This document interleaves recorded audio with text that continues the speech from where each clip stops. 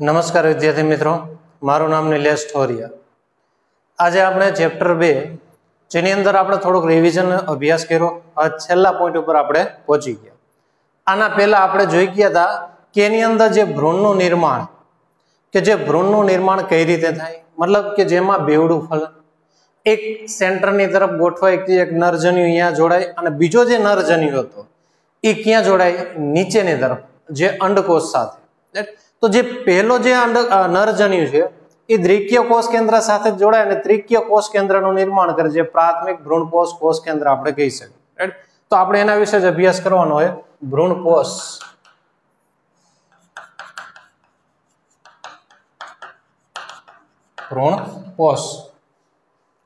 તો એની અંદર જે આપણે જોઈ ગયા એ જ સંરચના, જે ભ્રૂણપોષની જે સંરચના, વચ્ચે જે દ્વિકીય કોષ કેન્દ્ર એની સાથે એક નરજન્યુ જોઈન્ટ થયો, તૃતીય કોષ કેન્દ્રનું નિર્માણ કર્યું અને આ જે એક અંડકોષ હતો એની સાથે પણ એક આપણો નરજન્યુ જોઈન્ટ થયો.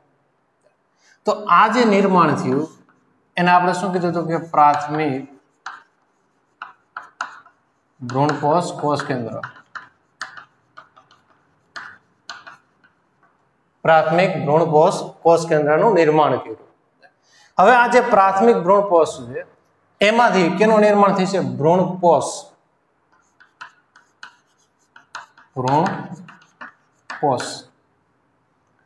આ જે બનશે એ શું બનશે? ભ્રૂણ. એને પોષણ આપવા માટે આ સેન્ટરમાં ખોરાકનો શું થાય? સંગ્રહ થાય. માટે એને શબ્દ આપ્યો ભ્રૂણને પોષણ આપતો ભાગ, એટલે શું કીધું? ભ્રૂણપોષ તરીકે ઓળખી શકીએ. રેડી? તો શરૂઆતમાં જે ભ્રૂણપોષ કોષ કેન્દ્ર છે એનું જે વારંવાર શું થાય? વિભાજન થાય. કન્ટિન્યુ વિભાજન થાય અને ભ્રૂણપોષ પેશી બનાવે અને એ પેશીમાં ખોરાકનો સંગ્રહ થાય અને આની અંદર શું થાય? ખોરાકનો સંગ્રહ. આની અંદર 3 પ્રકારે વિભાજન થાય. એક મુક્ત કોષ કેન્દ્રીય સ્વરૂપે, ત્યાર પછી બીજું કોષીય સ્વરૂપે અને ત્રીજું હેલોબિયલ સ્વરૂપે. આ મુખ્ય 3 સ્વરૂપે એનું વિભાજન એમાં જોવા મળે. જોઈ લે આપણે જે વિભાજનની જેની અવસ્થા. તો આની અંદર આ સેન્ટરની અંદર કન્ટિન્યુ વિભાજન થાય એટલે આ રીતના કોષ કેન્દ્ર બની જાય. આ જે બધા કોષ કેન્દ્ર જેને શું કહેવાય? મુક્ત કોષ કેન્દ્ર. મુક્ત કોષ કેન્દ્રનું આની અંદર નિર્માણ થાય. હવે આ જે મુક્ત કોષ કેન્દ્ર બન્યા તો હવે શું થાય છે કે જે મુક્ત કોષ કેન્દ્ર છે એ સેન્ટરમાં છે. ક્યાં? કેન્દ્રમાં. કેમ કે આ છે ક્યાં? કેન્દ્રમાં. હવે એ કેન્દ્રમાંથી બધા મુક્ત કોષ કેન્દ્ર કઈ તરફ ગતિ કરશે? પરિઘ તરફ. તો કેન્દ્રમાંથી બધા ક્યાં જશે? પરિઘ તરફ. અમુક એની અંદર કેન્દ્રમાં જોવા મળશે અને બાકીના પરિઘ તરફ ગોઠવે છે.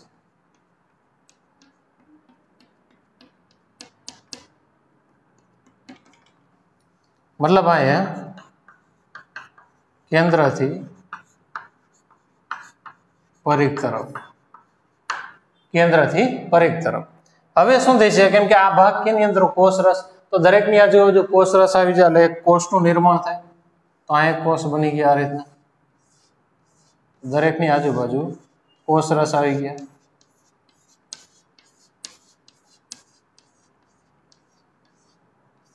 આ જગ્યા છે તો આપણે લખી નાખીએ, ખ્યાલ આવી જાય તમને. તો દરેકની આજુબાજુ શું આવી જાય? કોષરસ.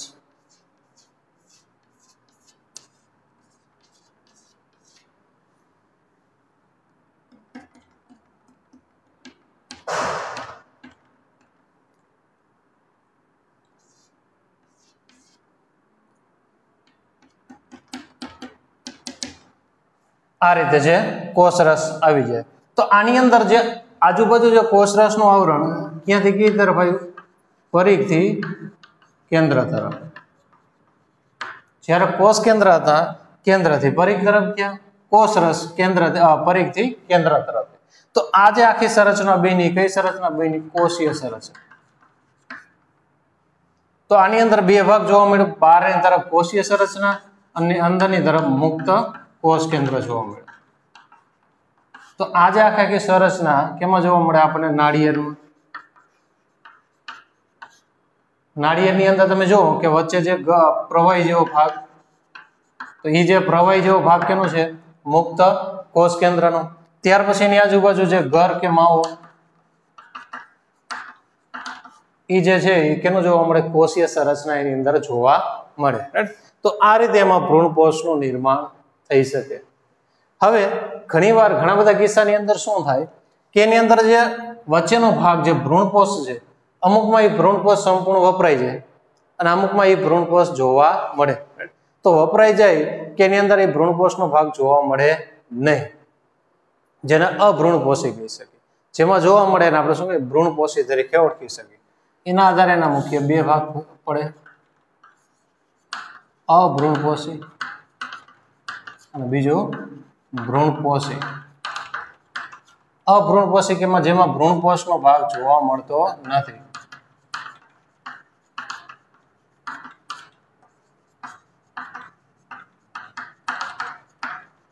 અને આમાં સંપૂર્ણ વપરાતો નથી।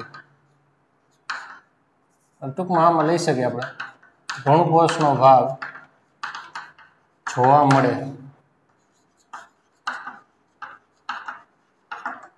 आम कही सकिए संपूर्ण वपराय संपूर्ण वपराता नहीं।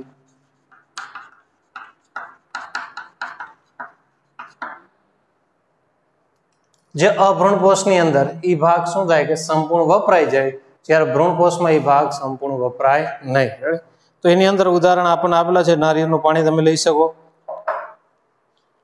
के जे संपूर्ण वपराय जाए। उदाहरण तरीके मगफળી वटाणा मगफળી અને આમાં ઉદાહરણ તરીકે કે જે મકાઈ દિવેલા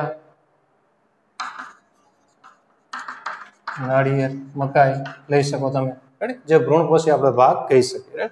તો આખી ભ્રૂણપોષની સંરચના હતી કશું જ નથી કે જે સેન્ટરમાં ભાગ બને એમાંથી જે ખોરાકનું નિર્માણ કઈ રીતે થાય। તો પેલામાં મુક્ત કોષ કેન્દ્રનું વિભાજન असंख्य વખત વિભાજન થાય मुक्त कोष केंद्र बने केंद्र थी परिघ तरफ गोठवाय परिघ थी केंद्र तरफ कोषरस गोठवाय बहारनी तरफ कोषीय संरचना जे गर के मावो नाळिયેરમાં थाय वच्चे एमां सेंटरमां छूटा जे कोष केंद्र अने मुक्त कोष केंद्र कही जे प्रवाहीનું निर्माण કરવા માટે જવાબદાર કહી શકે। ત્યાર પછી એની અંદર કે ઘણા બધા બીજની અંદર કે જે સેન્ટરનો ભાગ સંપૂર્ણ વપરાઈ જાય અમુકમાં વપરાતો નથી જેમાં ભાગ બાકી રહે અને અભ્રૂણપોષી સંપૂર્ણ વપરાઈ જાય બધા ભ્રૂણપોષી આપણે કહી શકીએ।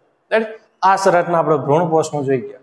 હવે એનાથી આગળ ભ્રૂણપોષનું નિર્માણ થઈ ગયું मतलब શું આ કેનું નિર્માણ થઈ ગયું ખોરાક।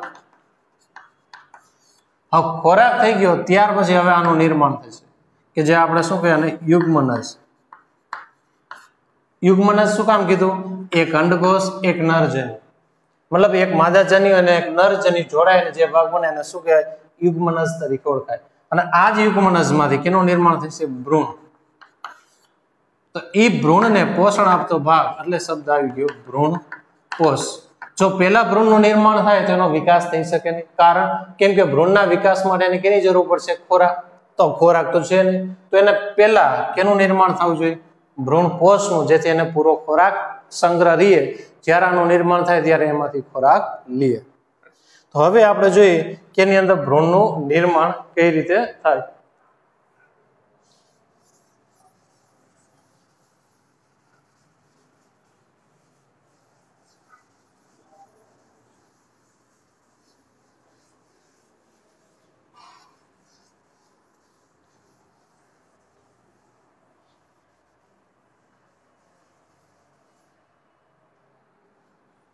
એના પછીનો ટોપિક જે એમ્બ્રિયો ભ્રૂણ। ભ્રૂણ તો હવે આની અંદર આપણે લઈએ જે ભ્રૂણપોટનો ભાગ એની અંદર આપણે જોઈ ગયા તો એક અંડકોષ એની સાથે એક નરજન્યુ। હવે આ અંડકોષ અને નરજન્યુ જ્યારે જોડાય એટલે એક આખો કોષ બને. આને શું કહેવાય? યુગ્મનસ. એને આપણે યુગ્મનસ તરીકે ઓળખી શકીએ.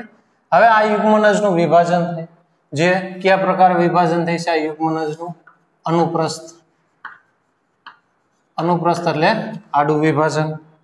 એમાં એક કોષ મોટો કોષ અને એક કોષ નાનો કોષ. એક મોટો અને એક નાનો કોષ બને. હવે આ જે મોટો કોષ એનું કેવું વિભાજન થાય? આયામ. અને નાના કોષનું અનુપ્રસ્થ. આયામ એટલે ઊભું વિભાજન, અનુપ્રસ્થ એટલે આડું વિભાજન. તો આ રીતના આમાંથી 4 ભાગ બનશે.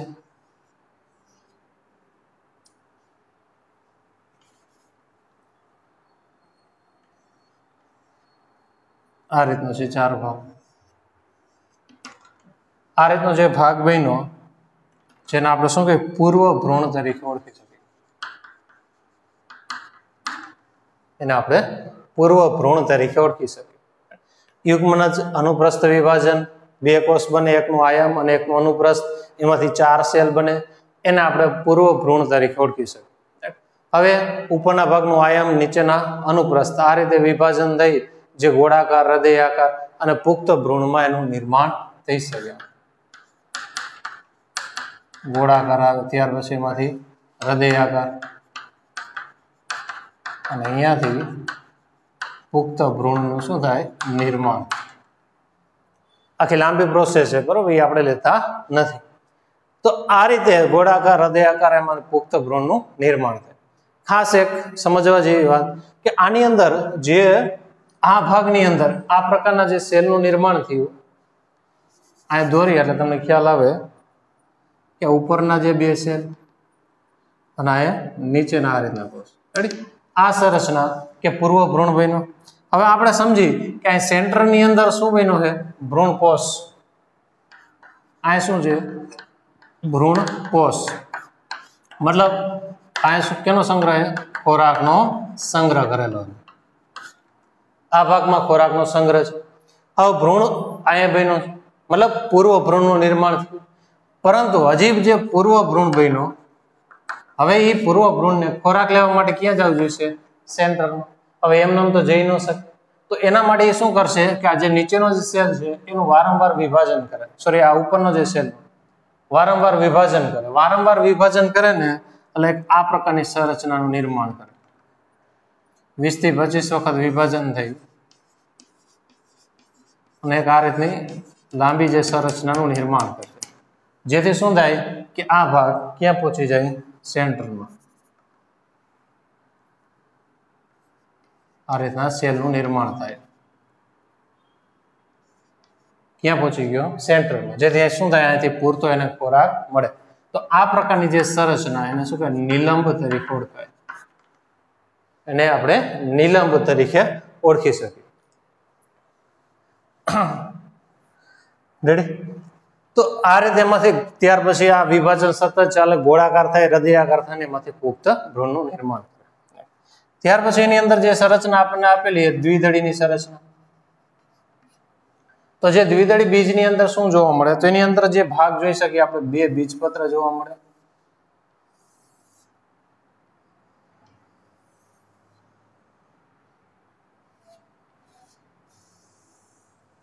એની અંદર 2 બીજપત્ર આપણે જોઈ શકીએ. વચ્ચે જે આખો ભાગ, એની અંદર કે જે અહીંથી આટલો ભાગ લઈ લે, આ ભાગ બધે ક્યાં આવશે? ઉપરાક્ષ. નીચેનો ભાગને શું કહે? અધરાક્ષ તરીકે ઓળખી શકીએ. જેની અંદર જે 2 બીજપત્ર એમાં જોવા મળે. રેડી? કેમ કે આની અંદર 2 બીજપત્ર છે. આ ભાગને શું કહે આપણે? બીજપત્ર. જે શું કરે? ખોરાકનો સંગ્રહ. ઓલરેડી એમાં બીજપત્રમાં ખોરાકનો સંગ્રહ થઈ જાય તો અહીં વચ્ચે જે ભ્રૂણપોષનો ભાગ હોય એમાં એને ખોરાકના સંગ્રહની જરૂર પડે નહીં. માટે જે દ્વિદળી વનસ્પતિની અંદર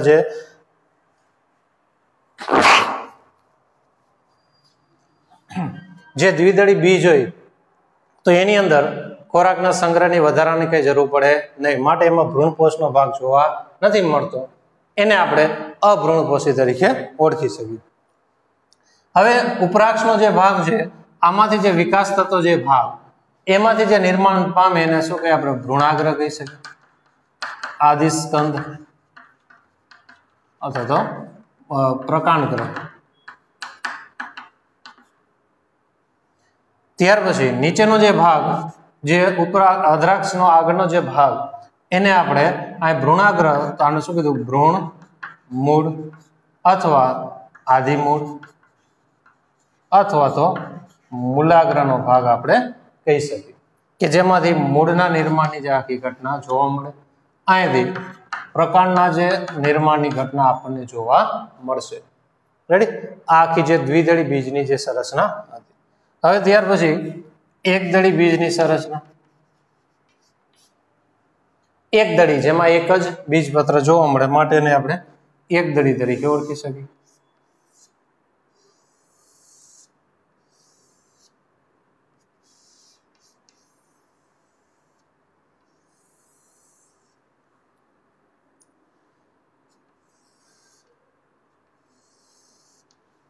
એકદળી બીજની અંદર જે એક જે વરુથિકા જેવી સંરચના, એક બીજપત્ર જે સંરચના જેને શું કહેવાય વરુથિકા તરીકે ઓળખી શકીએ. આ શું એક પ્રકારનું એમાં બીજપત્ર. હવે સાવ નાનું બીજપત્ર છે જેને વરુથિકા કીધી. હવે આ ભાગની અંદર ખોરાકનો સંગ્રહ થઈ શકતો નથી માટે એને જે ખોરાકનો સંગ્રહ કયા સ્વરૂપે જોવા મળે એમાં ભ્રૂણપોષ. તો આ જે વરુથિકાથી ઉપરનો જે ભાગ આ ભાગ કયો છે એમાં ભ્રૂણપોષ. આમાં ક્યાંય ઉલ્લેખ આવ્યો નહીં ભ્રૂણપોષ માટે આ શું થઈ ગયું હતું અભ્રૂણપોષી. આમાં ભ્રૂણપોષનો ભાગ જોવા મળે માટે આને શું કહેવાય ભ્રૂણપોષી. આલ્બ્યુમિન યુક્ત આલ્બ્યુમિન મુક્ત કે જે આલ્બ્યુમિન આમાં જોવા મળે જે ખોરાકનો સંગ્રહિત પ્રોટીનનો ભાગ આમાં જોવા મળતો નથી એટલે આલ્બ્યુમિન મુક્ત આમાં છે માટે યુક્ત એની અંદર એ ભાગ આપણે જોવા મળે. એના પછીનો પોઈન્ટ છે એ આમાં આપણે કવર કરી લઈએ. રેડી? એટલે આને કીધું કે આમાં ભાગ નથી પ્રોટીનનો તો આલ્બ્યુમિન, કેમ કે આલ્બ્યુમિન કેનો ભાગ છે પ્રોટીનનો, તો આમાં એ ભાગ નથી માટે મુક્ત, આમાં છે માટે એને યુક્ત તરીકે કીધું. હવે આની અંદર એક જે આખી જે સંરચના આ રીતની જોવા મળશે.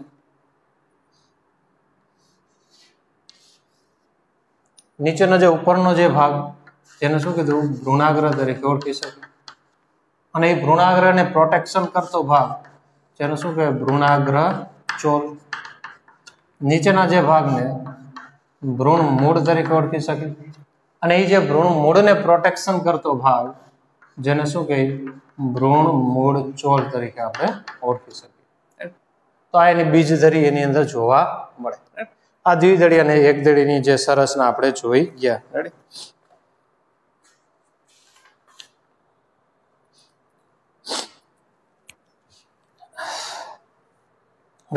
તો આ રીતના આપણે જે ભાગ એની અંદર જે મુખ્ય બે ભાગ આપણે જોઈ ગયા આલ્બ્યુમિન યુક્ત અને આલ્બ્યુમિન મુક્ત. ત્યાર પછી એની અંદર બીજદેહ શેષ જોવા મળે જે કાળા મરી અને બીટની અંદર. તો એની અંદર જે શું છે એક આ ભાગ રહી ગયો આપણે કે જે એકદળી વનસ્પતિની અંદર આપેલું નથી પણ આજે એક આવરણ એક સ્તરીય આવરણ એની અંદર જોવા મળે એકદળી કે જ્યાં પ્રોટીનનો સંગ્રહ થાય એ સ્તરને શું કે સમિતાયા સ્તર, જેને સમિતાયા સ્તર તરીકે આપણે ઓળખી શકીએ. હવે જે પ્રશ્ન આવ્યો પ્રદેહ કે જે બીજદેહ શેષ આવો એક શબ્દ આવ્યો આપણે બીજદેહ શેષ. બીજ કે જે બીજ બને એની આજુબાજુનો વધારાનો આવરણ, દેહ કે જે દેહનું આવરણ, શેષ એટલે કે વધારાનો, બીજ દેહ શેષ. તો બીજની જે પાછળનો જે વધારાનો જે આવરણ એને તો આ એક આખો ભ્રૂણપોટ લઈ લઈએ આપણે. તો ભ્રૂણપોટની આજુબાજુનો જે ભાગ આ રીતનો જે ભાગ આને શું કે પ્રદેહ કહી શકીએ જે આપણે શીખી ગયા. અને પ્રદેહની આજુબાજુનું આવરણ એક અથવા તો બે અંડક આવરણ. રેડી? તો આ જે ભાગ શું છે પ્રદેહ. તો પ્રદેહનું કામ શું હોય ખોરાકનો સંગ્રહ કરે. જ્યારે બીજનું નિર્માણ થાય તો અમુકમાં સંપૂર્ણ વપરાઈ જાય. જ્યારે અમુકમાં વપરાતું નથી તો એ એક વધારાના ભાગ તરીકેના દેહનો ભાગ, આ શું એના દેહનો ભાગ રહીએ. ક્યારે નિર્માણ થાય? જ્યારે બીજનું નિર્માણ થાય ત્યારે અમુકમાં આ દેહનો ભાગ વપરાઈ જાય, અમુકમાં વપરાતો નથી તો વધારાનો ભાગ રહીએ એટલે બીજ દેહ શેષ તરીકે આપણે એને ઓળખી શકીએ. એટલે એને આપણે શું કહીએ? બીજ દેહ શેષ તરીકે ઓળખવામાં આવે. ત્યાર પછી કે જે બીજ નિર્માણ પામશે તો એ બીજ વિકાસ થઈ અને જે અંડક છે એ વિકાસ થઈ કેમાં રૂપાંતર થઈ છે? બીજમાં. અને જે બીજાશય એની આજુબાજુનું જે આવરણ એ વિકાસ થઈ અને કેમાં રૂપાંતર થાય? ફળમાં. જેની અંદર અંડક વિકાસ થઈ કેમાં રૂપાંતર? બીજમાં. અને જે બીજાશય કેમાં રૂપાંતર થાય છે? ફળમાં. અને જે ફળનું જે આવરણ છે એને શું કહેવાય? આપણે ફલાવરણ તરીકે ઓળખી શકીએ. હવે જે ફળમાં નિર્માણ થાય બીજનું ફળમાં, તો ફળ આમ જોઈએ તો બે ભાગ હોય. એક પોચો જે આવરણ, જે બહારનું આવરણ પોચું હોય જેને શું કહેવાય? માસલ. અને એકમાં કેવું હોય? કઠણ આવરણ હોય કે જેને શું શુષ્ક આવરણ કહી શકે. એક માસલ ફળ અને એક શુષ્ક ફળ. આમ જોઈએ તો ફળનું નિર્માણ આધારે મુખ્ય બે ભાગમાં આપણે ડિવાઈડ કરી શકીએ. એક સત્ય ફળ અને એક કૂટ ફળ. જેમ જો આમ જોઈએ તો ફલિત અને અફલિત ફળ કહી શકીએ. અફલિત એટલે કે શું? ફલન વગર એનું જે નિર્માણ થાય, જેને પાર્થેનોકાર્પિક આપણે કહી શકીએ. ફલિત કે ફલન દ્વારા એનું જે નિર્માણ થાય. આમ જોઈએ તો સરળતા ખાતર તમને વધારે સમજાય એના માટે આને આપણે મુખ્ય બે ભાગમાં, એક ફલિત ફળ અને અફલિત ફળ. ફલિત એટલે કે ફલન દ્વારા નિર્માણ થાય અને અફલિત એટલે ફલન વગર નિર્માણ થાય.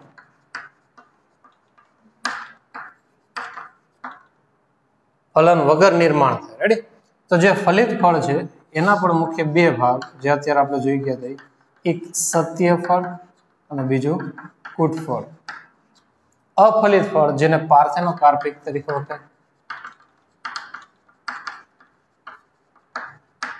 કે જેમાં બીજનું નિર્માણ થતું નથી. સત્ય ફળ કે જેમાં બીજાશયમાંથી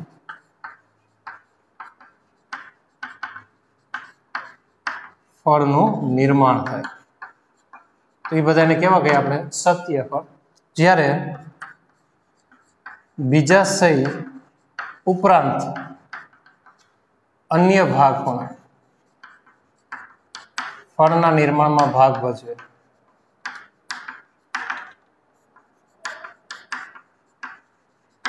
જેને આપણે કૂટ ફળ તરીકે ઓળખી શકીએ. ઉદાહરણ તરીકે સફરજન, સ્ટ્રોબેરી. સફરજનની અંદર તમે જોઈશો વચ્ચે એક દાંડી જેવો ભાગ જોવા મળે. તો એ બીજાશય ઉપરાંત બીજો જે ભાગ, જે પુષ્પાસનનો ભાગ છે, એ પણ એના ફળના નિર્માણમાં ભાગ ભજવે. માટે એ બધાને આપણે કેવા કીધા? કૂટ ફળ તરીકે ઓળખી શકીએ. રેડી? તો એક સત્ય ફળ અને બીજું કૂટ ફળ આપણે જોવા મળે. રેડી? ત્યાર પછી આપણે લઈ કે જે બીજ લઈ લઈ, તો આ જે બીજ છે તો બીજનું કામ શું? તો મુખ્ય આપણે શું કરી કે બીજનું જ્યારે વાવેતર કરી તો એમાંથી એક નવા છોડનું કે જે વૃક્ષનું એનું જે સ્વરૂપનું કે જે નિર્માણ કરવા માટે જવાબદાર કહી શકે.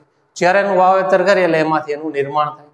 જ્યારે વાવેતર કરી તો એને પૂરતું પોષણ આપવું જોઈએ, એની pH મેન્ટેન હોવું જોઈએ, જરૂરી પોષક તત્વો જેને મળવા જોઈએ, તો જ એનું અંકુરણ થઈ અને એનું નિર્માણ થાય. પરંતુ ઘણા બધા એવા બીજ છે કે જે એનું વાવેતર કરી તો એ અંકુરણ ન થાય અને વર્ષો પછી તમારે એને જ્યારે અંકુરણ કરવું હોય તો તમે એનો ઉપયોગ કરી શકો. સામાન્ય ઉદાહરણ લઈએ આપણે ઘઉં. જ્યારે અત્યારે સિઝન પૂરી થઈ તો ઘઉંનો આપણે શું કરી લીધો? સ્ટોરેજ. હવે જરૂર પડશે આવતી સાલ ત્યારે એ ઘઉં આપણે જ્યારે જમીનમાં વાવી અને પૂરતું પાણી અને પોષક તત્વ અને ખાતર આપશું તો એમાંથી વળી નવા ભાગનું નિર્માણ થશે. તો આ વચ્ચેના સમયગાળામાં શું થયું? તો એ વચ્ચેનો જે સમયગાળો કે બીજની જે કઈ અવસ્થા કહેવાય? એની સુષુપ્ત અવસ્થા.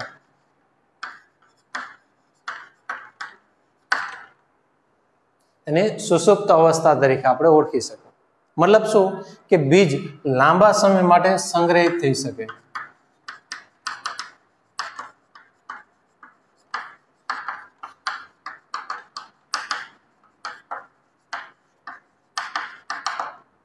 લાંબા સમય માટે આપણે એને સંગ્રહ કરી શકીએ, કે જે લાંબા સમય માટે આપણે એને રાખવા હોય બીજને તો રાખી શકીએ, કે જે પાણી ગુમાવી દે સંપૂર્ણ ગુમાવે નહીં, પરંતુ પાણી ગુમાવી અને શુષ્ક થઈ અને લોંગ ટાઈમ સુધી રહી શકે.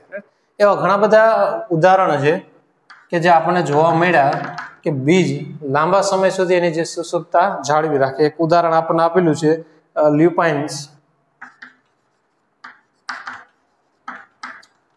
કે જેના આર્કિટેક્ટુરમાં લગભગ 10,000 વર્ષ જૂના બીજ પણ અંકુરણ થયાના જે દાખલા જોવા મળે. તાજેતરમાં જ જે રાજન હેરોડ, જે કિંગ હેરોડ, કે જેની અંદર 2000 વર્ષ જૂના પણ ખજૂરીના જે બીજ અંકુરણ થયાના દાખલા જોવા મળે. એટલે બીજ કે જે સમયગાળો હોય એ સમયગાળાથી લાંબા સમય માટે સંગ્રહિત થઈ શકે તો એની કઈ અવસ્થા કહેવાય? એની સુષુપ્ત અવસ્થા તરીકે ઓળખી શકી. એટલે એ જે સુષુપ્ત અવસ્થામાંથી પણ બીજનું અંકુરણ થઈ શકે. એવા ઘણા બધા કિસ્સા આપણને આમાં આપેલા છે. ત્યાર પછી અસંયોગી જનન અને બહુ ભ્રૂણતા.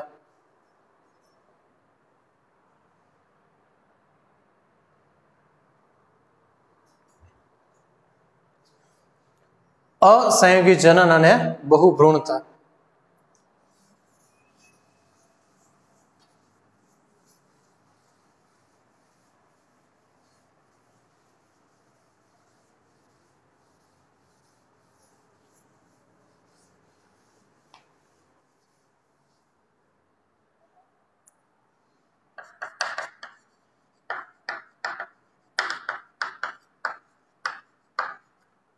અસંયોગી જનન જોઈ લે. સંયોગી, સંયોગી એટલે શું? તો કે ભેગું થવું, ભેગું થવું, જોડાવું. જનન એટલે નિર્માણ. અસંયોગી એટલે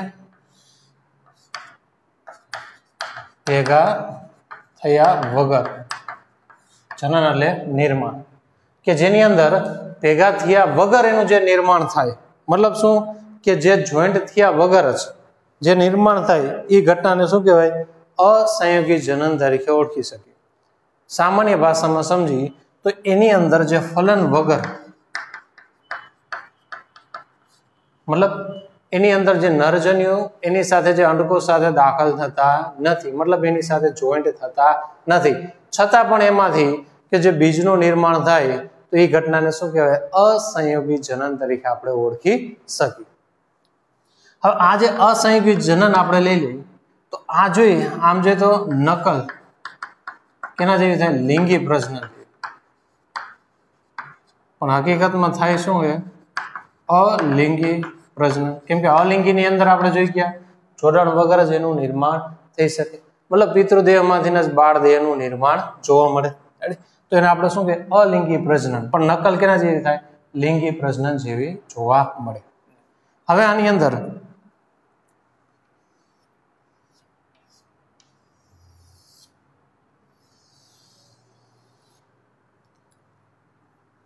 જે ભ્રૂણપોટનો ભાગ, એની આજુબાજુ હૃદયનો ભાગ, ત્યાર પછી અંડક આવરણો. હવે જે અંદરનો જે ભાગ આપણે લઈ તો આની અંદર પ્રતિધ્રુવીય કોષ, અંડકોષ, સહાયક કોષ અને દ્વિતીય કોષ. તો આ જે અંદરના જે બધા ભાગ એ કેવા છે? એકકીય. જ્યારે બહારનો જે આ ભાગ કયો હોય? પ્રદેહ. અને આ ભાગ અંડક આવરણ. આ બંને કેવા છે? દ્વિકીય, મતલબ 2n સ્વરૂપે. જેમ આપણે મનુષ્યની અંદર જોઈ ગયા હતા કે એની અંદર જે જન્યુ ભાગ એકકીય જોવા મળે, દેહના બધા ભાગ કેવો જોવા મળે? દ્વિકીય. તો આજે ભ્રૂણપોટની બહારનો ભાગ એ કયો ભાગ? એનો દેહનો ભાગ. તો દેહના ભાગ એમાં કેવા હશે? દ્વિકીય. જન્યુના ભાગ એમાં કેવા જોવા મળશે? એકકીય ભાગ એની અંદર જોવા મળે. હવે એની અંદર લિંગી પ્રજનન થતું નથી. માત્ર શું થાય? અલિંગી પ્રજનન. જેમાં લિંગી પ્રજનન ન થાય કે લિંગી પ્રજનન એમાં જોવા ન મળે તો એની અંદર એક ઘટના ન થાય. કઈ ન થાય? અર્ધીકરણ અર્ધીકરણ થતું નથી. જેમાં અર્ધીકરણ ન થાય તો એની અંદર જન્યુની વહેંચણી થાય નહીં. જેમાં અલિંગી પ્રજનન થાય તો એની અંદર કેવું વિભાજન જોવા મળશે? સમવિભાજન જોવા મળે. સમવિભાજન એટલે શું કે એકકીય છે તો એનું વિભાજન થાય તો એમાંથી ઉત્પન્ન થતો જે બીજ એ પણ કેવો જોવા મળશે? એકકીય. મતલબ એમાંથી ઉત્પન્ન થતો ભ્રૂણ એ પણ કેવો હશે? એકકીય. આમાંથી ઉત્પન્ન થતો ભ્રૂણ એ પણ કેવો જોવા મળે? દ્વિકીય. કારણ કેવા હે? દ્વિકીય તો દ્વિકીય, એકકીય તો એકકીય. તો આ રીતે કે જે અસંયોગી જનન દ્વારા એનું નિર્માણ જોવા મળે. અસંયોગી જનન તો ફલન વગર તો ઘણા બધા બીજનું એમાં નિર્માણ થઈ શકે, જેને આપણે સામાન્ય રીતે શું કહી શકીએ? બહુ ભ્રૂણતા. જો ભ્રૂણ મતલબ આ પ્રતિધ્રુવીય કોષોમાંથી ભ્રૂણ બને, આમાંથી ભ્રૂણ બને, આમાંથી ભ્રૂણ બને, તો ભ્રૂણની સંખ્યા આમાં કેવી થઈ ગઈ? વધી ગઈ. તો ભ્રૂણની સંખ્યા વધી ગઈ માટે એને શું કહે? આપણે બહુ ભ્રૂણતા તરીકે ઓળખી શકીએ.